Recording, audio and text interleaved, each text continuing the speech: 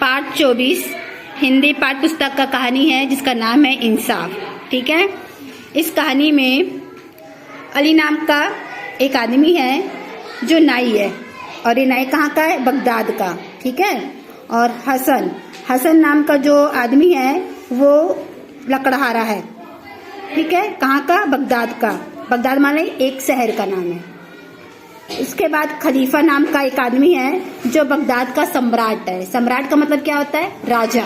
ठीक है, और एक नौकर है।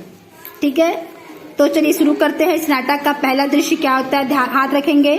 स्थान बगदाद की एक सड़क पर अली नाई की दुकान। समय दोपहर का। ठीक है, अली नाई अपनी दुकान पर बैठा अपना उस्तरा पैना कर रहा था। पैना मतलब धार कर रहा था। ठीक है, अपने गधे पर लकड़ी लादे लकड़हारा हसन आता है। हसन चिल्लाता है, लकड़ी ले लो, लकड़ी, अच्छी सुकड़ी लकड़ी ले लो। तो अली नाम का जो था आदमी वो चिल्लाता है, ओ लकड़हारे, अरे भाई लकड़हारे इधर आना। तो हसन गधे को रोकता है और अली के पास जाता है। भाई साहब, क्या आपने ही मुझे आवाज लगाई थी? क्या आपको लकड़ी चाहिए?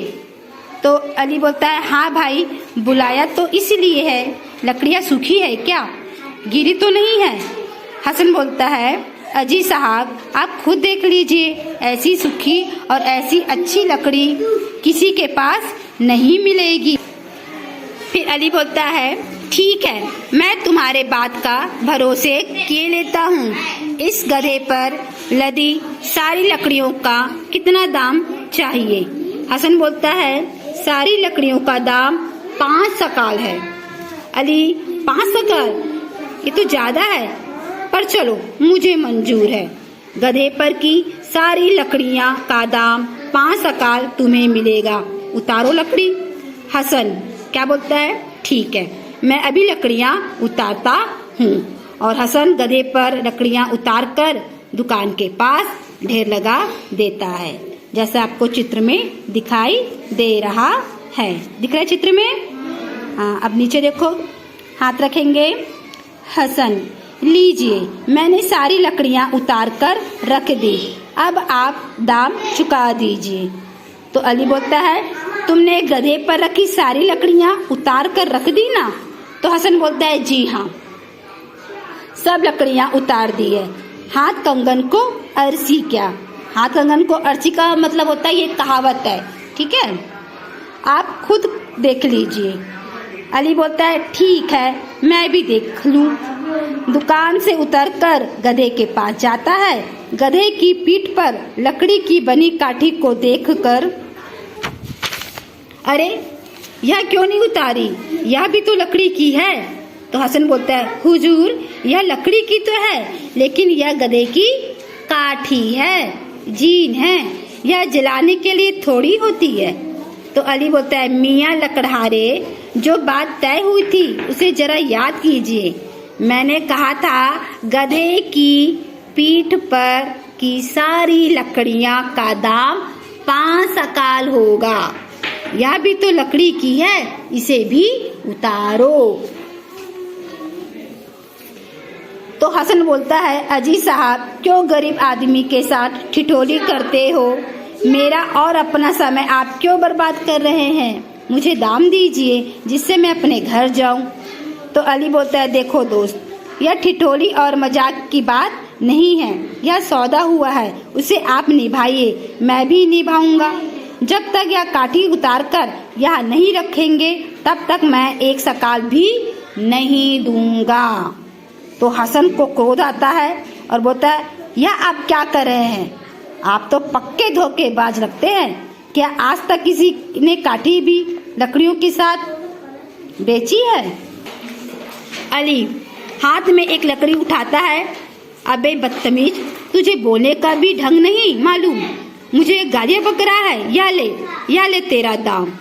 अली जो है वो हसन को लकड़ी से मारता है।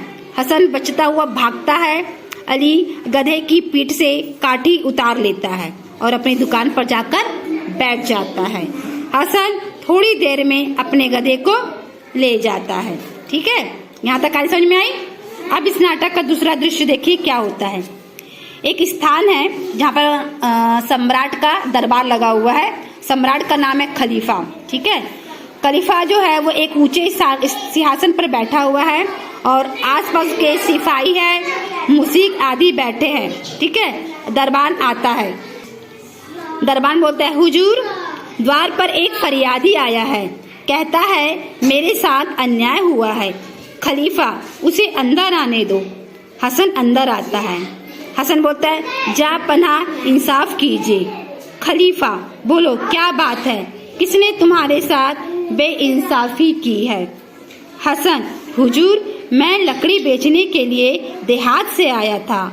बाजार में जब अली नाई की दुकान के पास से गुजरा तो उसने लकड़ी का सौदा किया। मैंने सारी लकड़ी 5 सकाल में देना मंजूर कर लिया। 5 सकाल में लकड़ियों के साथ उसने काठी भी उतार ली, मुझे मारा और दाम भी नहीं दिया। तो खलीफा बोलता है, उसे काठी क्यों उतार ली? तो हसन कहता है, हुजूर, वह कहने लगा कि काठी लकड़ी की बनी है, इसलिए मेरे सौदे में आती है। खलीफा बोलता है, तो काठी लकड़ी की बनी थी? हसन बोलता है, जी हाँ जा पना। खलीफा बोलता है, भाई, उसने तुम्हारे साथ धोखा तो किया, लेकिन उसका कहना भी ठीक है। कानून के तहत उसके खिलाफ कुछ नहीं किया जा सकता, लेकिन तुम्हारे साथ बेइंसाफी तो हुई है। अच्छा, इधर आकर मेरी बात सुनो। हसन खलीफा के पास आता है और खलीफा जो सम्राट है ना, उसके कान में कुछ कहता है और हसन उसकी बात को सुनकर बाहर चला जाता। इस नाटक में तीसरे दृश्य में क्या होता है, अली अपनी दुकान में बैठा रहता है और अपना उस्तरा तेज कर रहा होता है। हसन के दुकान में अब आ रहा है कौन? हसन दुकान में आता है ना, अली की दुकान में आ रहा है। अली पहचानता है, क्यों भाईजान, कैसे आए? पुरानी बात भूल जाइए, क्या आपको हजामत बनवानी है? तो हसन बोलता है, दोस्त अली, उस दिन तो गलती मेरी ही थी, मुझे उसका नतीजा मिल गया। मैं तो आज हजामत बनवाने आया हूँ। मेरे एक साथी और है, उसकी भी हजामत बनानी है।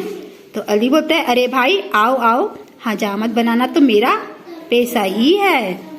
हसन, दोनों की हजामत बनाने की मंजूरी क्या होगी? तो अली बोलता है, दोनों की हजामत के लिए 1 सकाल दे दीजिए। हसन बोलता है, ठीक है, पहले मेरी हजामत बना दीजिए। अली हसन के बाल काटता है। ठीक है, फिर अली बोलता है, लीजिए, आपकी हजामत बन गई, अपने साथी को भी बुला लीजिए। हसन, मैं अभी उसे लेकर आता हूँ। वो बाहर जाता है और गधे की रस्सी पकड़ते हुए उसे अंदर ले आता है। हसन बोलता है, लो भाईजान, मेरे साथी भी आ गया, इसकी भी हजामत बना दीजिए। तो अली बोलता है, अरे क्या गधे के बाल कटवाएगा? तो हसन बोलता है, जी हाँ, यह तो मेरा साथी है, इसी के बाल कटवाने हैं। अली बोलता है, या अल्लाह, यह क्या कहता है? अरे बेवकूफ, क्या कभी गधे के बाल काटे जाते हैं? तूने फिर बेवकूफी की बात की है। पहले मेरे हाथों मार खा चुका है, भाग यहाँ से, नहीं तो हड्डी पसली तोड़कर रख दूंगा। तो हसन बोलता है, भाईजान, इसे मारने पीटने की क्या बात है, सौदा तो सौदा ही होता है। अली, अबे कानून मत बघार, यहाँ से सीधे भाग जा, जल्दी कर। तो हसन बोलता है, अच्छा जाता हूँ, पर गरीब को सताना ठीक नहीं है। हसन गधे को लेकर चला जाता है। अब इस नाटक का चौथा दृश्य में क्या होता है, हाथ रखेंगे। खलीफा के दरबार का दृश्य ये भी। खलीफा अपने सिंहासन पर बैठा है, हसन उसके सामने हाजिर होता है। खलीफा, क्यों भाई, क्या तुमने मेरे कहे मुताबिक काम किया? तो हसन बोलता है, जी हाँ जापना, आज अली नाई ने मेरे और मेरे साथी के बाल 1 सकाल में काटना मंजूर किया था। उसने मेरे बाल तो काट दिए, पर मेरे साथी के बाल नहीं काटे और मुझे और मेरे साथी को अपने दुकान से बाहर निकाल दिया। तो खलीफा कहता है, ठीक है, अब तुम्हारे साथ इंसाफ होगा। ए सिपाही, अली भाई को फौरन दरबार में हाजिर किया जाए। उसने अपने सारे औजार भी साथ लाने को कहा जाए।